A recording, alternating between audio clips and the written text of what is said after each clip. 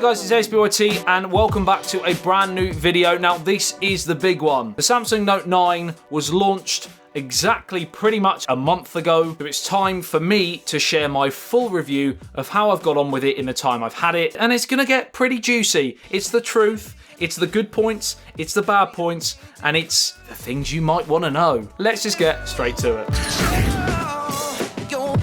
Hi guys, like I said, welcome back to a brand new video. Now, I have right here the Samsung Galaxy Note 9. I have the 128GB of storage, 6GB of RAM variant. There is an 8GB of RAM and a 512GB of storage, and you do have your micro SD card slot in here as well, so you can add that extra up to 512GB as well. And that is, of course, fantastic. It is great to see that people now have the option of a 1TB Note phone. I've also got the Ocean Blue. It's actually got a case on it at the moment, as you can see. This was just off Amazon. I will leave it linked below if you like it. In case you haven't seen it before, that's what it looks like. Fingerprint magnet, obviously, and that's another reason why I've gone with a case. Second point, we'll talk about form factor. Now, of course, it is the 6.4-inch display, 18:9 ratio that we see on most phones nowadays, and I do really like it. It doesn't have a notch, obviously, which has been very popular with Android phones after Essential did it, and then, of course, the iPhone 10. Now, talking about that display, it is still, in my opinion, the best display on the market. Quad HD, and it is so rich, so vibrant. I didn't think I noticed jumping from the 1080p screen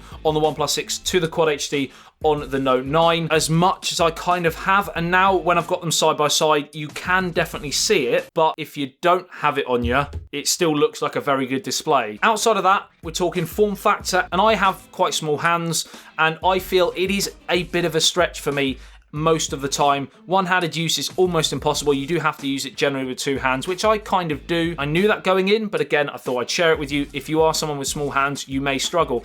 And on the same line of thought, the power button and the volume rocker, for me, are slightly too high. I've kind of got used to the fingerprint sensor. I thought that was going to be too high on first viewing when I unboxed it, I think, if you'll remember. But I've got used to that now. I have no problems with a fingerprint sensor where it is. It's a much better position than the Note 8, and it doesn't feel too high. However, my natural hand position holding the Note 9 is pretty much like this, and that is where I want my power button. I want it in the middle of the phone. It's almost like I have to slide my hand up and then hit it. I've got used to it, and it's not a deal breaker, but I think it's a little bit unnecessary because at the end of the day, not everyone's got gigantosaur hands. Gigantosaur! Also, in terms of form factor, it is obviously, and again, this is something that I knew going in, it is a squarer phone than the S9, for example, which will be more comfortable in your hand. I'm going to jump quickly onto performance, and there's one major thing that I have noticed as a negative, and then I'll go on to some of the positives.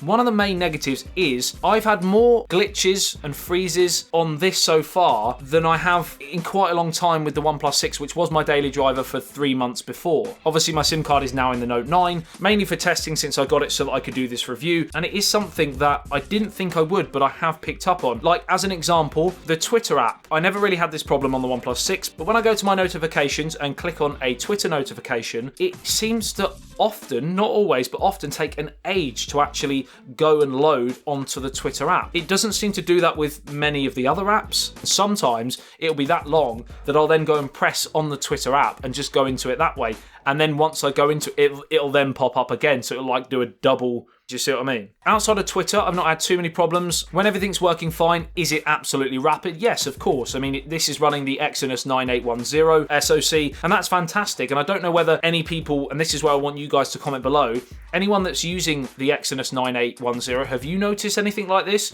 Is it just me? Anyone that's using the Snapdragon 845 version, the US, for example, are you noticing it? Or is it being completely plain sailing for you? But if you're coming from a Note 5, for example, anything but the Note 8, really, you will notice a significant difference and a significant upgrade in performance. It is, of course, running Android 8.1. Samsung are a difficult one because they always, for some reason, take, I think, too long, but certainly a long time to actually release the latest Android update to their smartphones, and that's because their skin is quite heavy. There is a bit of bloatware. It has improved over the years. TouchWiz or Grace UX is certainly better, a lot better than it used to be. But yeah, if you're looking for constant early updates, then don't go with a Samsung phone. They just don't have a very good track record of updating quickly. Now, in terms of design, many people have already passed their opinions on to say that it is an incremental upgrade, and that is to some extent the case. One thing that's not an incremental update is, of course, the battery. 3,300 milliamp hours on the Note 8, whereas it's 4,000 on the Note 9. And the battery life in my experience, what I've been using so far, it has been very good. Considering that you got a Quad HD display, it has held up pretty well. You know, I can't necessarily say it's groundbreaking. I'm still kind of getting in very heavy use if I'm out and about and I'm taking lots of photos. I'm on YouTube a lot, going through comments, etc., and probably getting maybe 6 hours of screen on time. For an average user, you're going to absolutely dream blitz the day. Dream Blitz. We've got a new phrase of the day, Dream Blitz. The Dream Blitz Note 9. You won't be disappointed at all with the Note 9 battery. And it's nice to see after the Note 7 problems that the battery is kind of back how it should be in a Note smartphone, because they are for power users. Along those lines, liquid cooling as well. So for gaming, absolute dream for nearly every single Android game you want to play. You know, it is well documented that the Note 9 was the home of Fortnite when it was launched, and it plays those sort of games very well. Now we're going to jump onto the camera, and I have a full camera comparison test with the OnePlus 6 coming very soon as well. I took a lot of photos when I went to Jakarta in Indonesia, and also when I went to France as well. So I've got a lot of samples for you guys. It'll give you an idea of the strengths and the weaknesses of the pair of them. But just as a quick overview, the camera is again very good. It's a 12 megapixel f1.5 and 2.4 dual aperture main lens, and the secondary sensor is a 12 megapixel f2.4 with 2 times optical zoom. So it means that when you zoom in on a photo by 2 times, it's exactly the same clarity, and they look very crisp. Here's an example here of the helicopter that I shot in Jakarta, whereas if you don't have that option and you have a software based sort of zoom, it won't be anywhere near as clear and it will be a lot softer. Also, the dual lens does open up the possibility of some really nice depth effect photos. Great for portrait shots, flowers, animals, etc. People will debate whether it's going to be as good as the new Pixel 3, the iPhone 10, but you'll basically have the same debates with this as you did with the Samsung S9 Plus, because it's basically the same camera, the same dual aperture lens, which does help with low light situations, and I have found that low light shots do come out on the whole very good. One thing that I did pick up on is moving shots at night are still pretty sluggish, especially if you've got lights. I took a lot of photos out of the plane window, and yes, that's probably one of the hardest photos you can take, but you've got to test these phones, haven't you? We've got to look for where we can improve them. Also, you still get quite a few soft photos in low light situations as well. The photos do generally look pretty good, but when you zoom in, you do notice they're not quite as sharp as you'd want. Is it one of the best smartphone cameras on the market? Yes. If you were grading it, it's an A. You know, it's not an A star, but it's an A. Front-facing camera is 8 megapixels with f1.7 aperture, and again, similar to the rear, it does a good job. Video recording up to 4K at 60 frames a second. OIS and EIS, and the videos do come out very sharp. Next up, we're going to talk about the speakers. It is stereo speakers, one on the bottom here, and of course one at the top there. Is it as good as a top quality standalone speaker? No. Is it better than pretty much every single smartphone speaker on the market? Yes. I won't do an example of the sound. If you go and see my Note 9 versus the OnePlus 6 video, I did a sound comparison between the two in that, and you can hear it there. Bixby could take or leave. Personally, I think it has improved. I would personally prefer a remappable button as opposed to having to use Bixby, but they're heading the right way with it. I just still think it's going into a market that doesn't really need to be gone into. The resources and money they would be spending on Bixby, you know, I know they're trying to create their own ecosystem, but I feel they could do that using Google Voice Assistant. Now we're going to quickly talk about the S Pen. Now, although I'm not a massive S Pen user, I can see the advantages of having it. I would certainly prefer to have it than not have it in a smartphone. I like the fact that you can take photos with it. As you can see, I took one on an airplane using it. I think that's quite a good idea, although you have to find somewhere still to stand your phone up, and you can have problems like it could fall, for example. But again, like I mentioned in my unboxing video, you can control your music with it. You can obviously create notes. You can also smart select. So if you've got text on your phone and you want to create a box around it, you can actually extract the text that's in that section, which is pretty handy, and you can obviously paste it into other things. I can see why artists, for example, would love using it. There are great possibilities using the S Pen. It's just, for me, it's kind of like a bonus feature and something that I definitely like, but if I didn't have it, I don't think I would necessarily be devastated by it. Obviously, IP68 water and dust resistant. I haven't personally done a water test, for example, but you're going to be absolutely fine if you drop it in water and take it out. Completely fine in the rain, in the shower, for example. And yes, I'm not going to be necessarily, trying to use this phone underwater, but on the whole, it's just nice to have that peace of mind of the IP rating. If you're anything like me, I smash and drop things all the time. Fingerprint sensor and Sean Connery, face unlock are very good.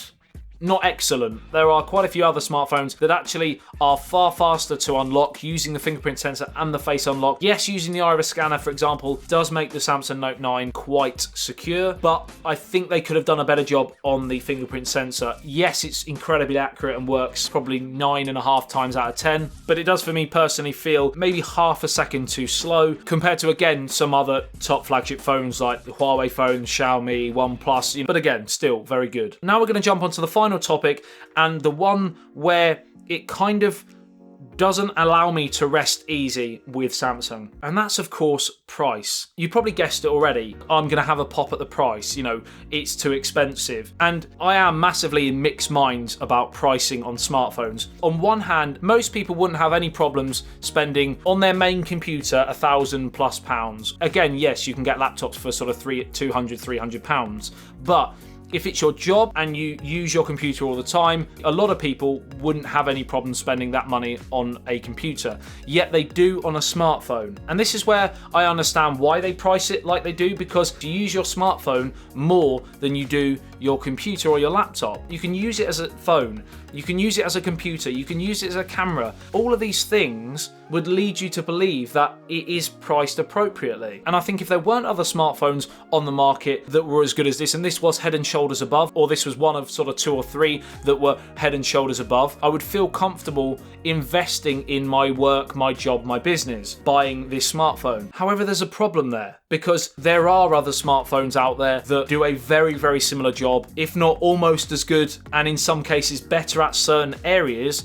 than the Samsung Note 9, and some of them cost literally half as much. So is the Note 9, even though it's an incremental upgrade this year, one of the best smartphones in 2018? Absolutely. It's literally going to be probably one of 3 of the best this year, but it's definitely not double as good. And that's where I find it hard to justify the price. Knowing what other smartphones can do for half as much money, for me, it definitely can't be worth the money. Not a hater, still love the phone, just don't think it's worth 900 quid. Anyway, let me know what you think in the comment section below. I've kind of rambled on for quite a while. I hope you have found it helpful if you are looking to possibly buy it or looking at other options. Let me know in the comment section below if it has helped you and whether you are going to buy it or whether you're going to buy something else. Also, let me know if you want to see comparisons between this and another smartphone, and I'll try my best to sort that out for you. Like and share if you did enjoy this video and found it helpful. Subscribe and hit that notification bell if you're new to the channel and want to be notified every time I post a video on anything to do with tech, whether it be smartphones, computers, tablets, smartwatches, all sorts of goodness. Goodness. I love you and leave you. I'll see you in the next one. ASBYT. Peace out.